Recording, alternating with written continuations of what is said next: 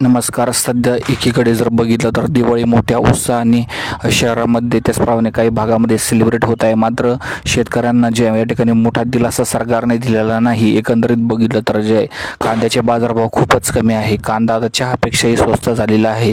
तुम्ही या ठिकाणी बघा, कांद्याला जे बाजारभाव ते 800 पासून 1200 रुपयाच्या दरम्यान आहे. म्हणजे 8 ते 12 रुपये किलोच्या दरम्यान कांदा विकत आहे. काही ठिकाणी तर कांदा 5 रुपये 7 रुपये असं सुद्धा विकत आहे. एकंदरीत चहापेक्षाही कांदा स्वस्त झाला आहे अशी परिस्थिती आहे. वडापाव आज खायला गेलं तर 20 रुपये खर्च आहे. मात्र या ठिकाणी तुम्हाला 20 रुपयात 2 ते 3 किलो कांदा मोठ्या प्रमाणात मिळेल. काय परिस्थिती सरकारने आणून ठेवलेली आहे. ऊसाळूमध्ये बघा, या ठिकाणी सुद्धा फक्त 10 रुपये किलो म्हणजे 1000 रुपये प्रति क्विंटल मार्केट चालू आहे. संपूर्ण बाजार समित्यांमध्ये जर बघितलं तर हीच परिस्थिती आहे. असं नाही की एकाच बाजार समितीची परिस्थिती आहे. संपूर्ण महाराष्ट्रामध्ये कांद्याला बाजारभाव जे 5 रुपयापासून 14 रुपयापर्यंत पाहायला मिळत आहे.